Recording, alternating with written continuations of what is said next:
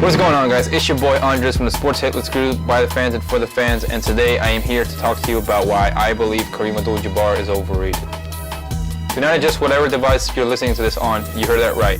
Kareem Abdul-Jabbar is overrated. He's often looked at as one of the greatest players of all time by NBA players, executives, coaches, even fans of fans, and I'm here to talk to you today about why his career is overlooked. Enjoy the show. We are not here today to question Kareem Abdul-Jabbar, the high school player, or Kareem Abdul-Jabbar, the college player.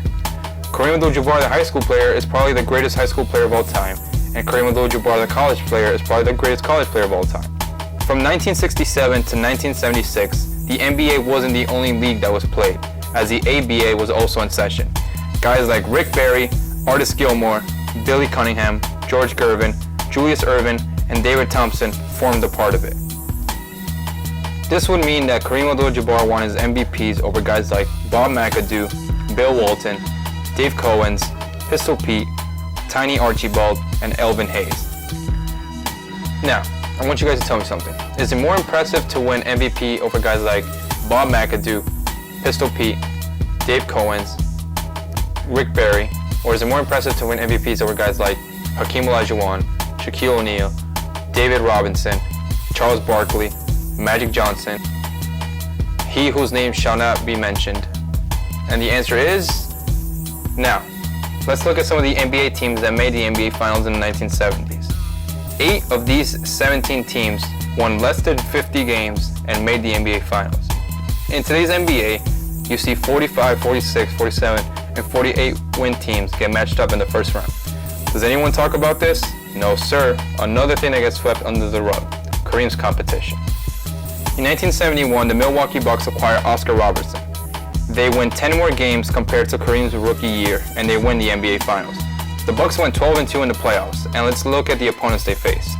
The 41-41 Warriors, the 48-34 Lakers without Jerry West, and the 42-win Bullets in the NBA Finals, who were without Gus Johnson for 2 of 4 games. He was first-team NBA All-Defensive that year. In 1972, the Milwaukee Bucks played the LA Lakers in the Western Conference Finals. Oscar Robertson gets hurt in Game 6, and they lost to the Lakers.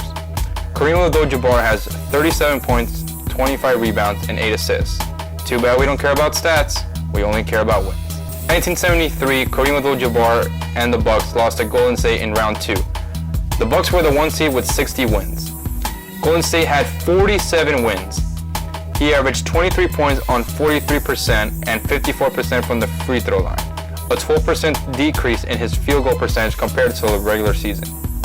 In Game 5, which was the pivotal point of the series, Clyde Lee outplayed Kareem, having 21 points, 18 rebounds, 3 assists on 62% from the field. Kareem Abdul-Jabbar only had 19 points and 12 rebounds on 33% shooting. Still don't believe me? Let's look at this article from Sports Illustrated, and where they show that Clyde Lee outplayed Kareem Abdul-Jabbar. More important was his defense on Kareem Abdul-Jabbar in the second half, when Milwaukee was rallying and Nate Thurmond sat out 13 minutes after drawing his 5th foul with 7:58 to play in the third quarter. Lee guarded Kareem for all but 19 seconds of the time, holding into 1 basket. Kareem Abdul-Jabbar, the greatest player of all time, was held to 1 basket. In 1976, Kareem Abdul-Jabbar gets traded to the LA Lakers, where many believe he was the anchor and the pioneer of the Showtime Lakers.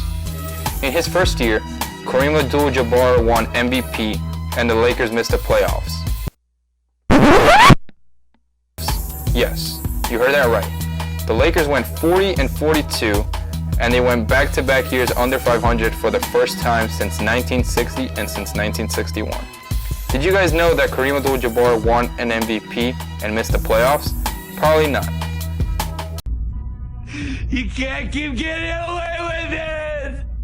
We always talk about Kobe Bryant missing the playoffs in 2005, where he missed 16 games and played in the hardest era of all time. But we never talk about Kareem Abdul-Jabbar going 40-42 as he played all 82 games and played next to Gail Goodrich, who was a Hall of Famer. In 1977, the LA Lakers played the Portland Trail Blazers in the Western Conference Finals. The Portland Trail Blazers swept the Lakers in a series where they were the underdogs. They won less than 50 games. Kareem Abdul-Jabbar averaged 30 points and 16 rebounds on 61% shooting. Now, When we talk about guys like LeBron James, Kobe Bryant, Michael Jordan, Hakeem Olajuwon, Shaquille O'Neal, we only care about the wins. So we're going to be consistent with Kareem Abdul-Jabbar and just say they lost and he had a bad series. In 1978, the Lakers lost in the first round. Kareem Abdul-Jabbar didn't make an All-NBA first team. Bill Walton, who played in 58 games, made an NBA team despite not finishing the season. The Blazers went 48-10 in games that he played and 10-14 in games he didn't play. In 1979, they lost once again in the second round to the Supersonics. He got outscored by Gus Williams in Game 7 and the series.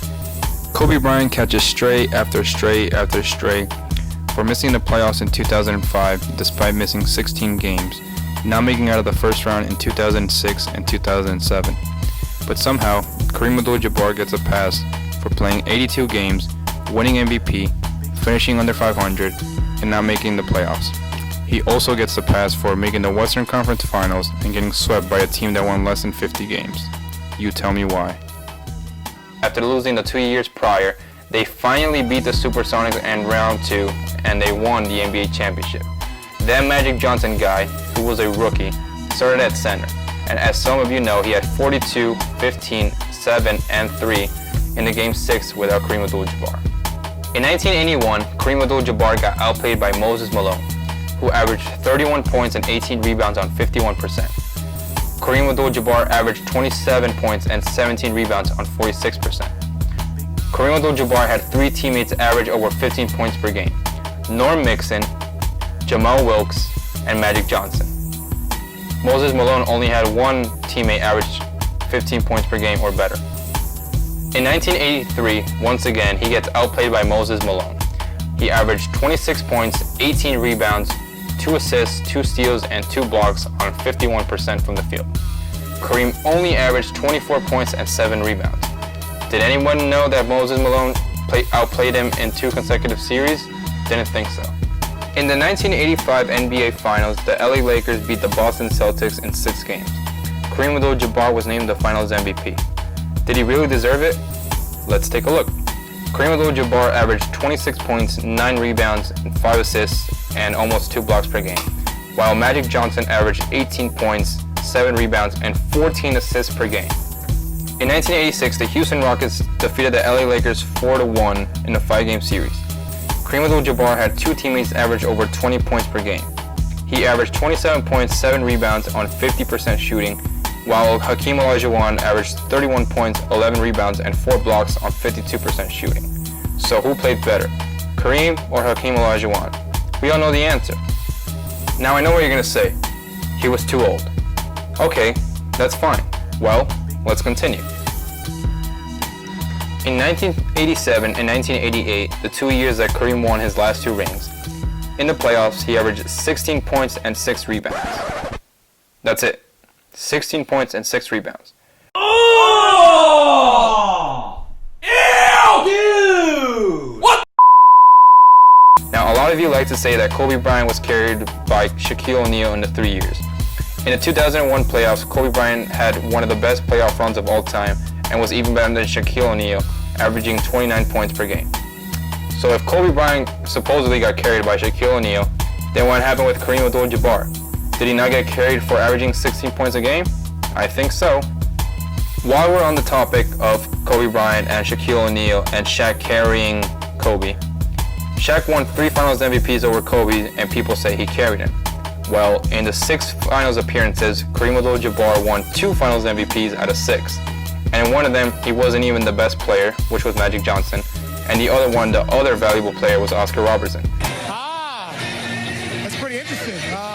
In 1988, Kareem Abdul-Jabbar had 4 points in Game 7 of the NBA Finals. James Worthy had a 36-point triple-double, and Magic had 19 points and 14 assists. In 1990, Kareem Abdul-Jabbar finally retires, and the Lakers go from the best offensive rating in the league to the worst, right? Wrong. Magic Johnson still led the Lakers to the best offensive rating in the league. And a year later, in 1991, he led the Lakers to the NBA Finals, where they lost to the Chicago Bulls in 5 games. Now, we're not rewarding losing, but can you imagine losing the supposed greatest player of all time and a team making it back to the finals 2 years after? If you reach this part of the video, that means you watched the entire video. Congratulations and thank you for watching. Make sure you subscribe to the Sports Hit List group. The link is in the description. Make sure to share with your friends. And once again, I'm not asking you to change your opinion on Kareem Abdul-Jabbar. Just wanted to provide some insight. I'll see you next time. Peace. Beef is when you need to.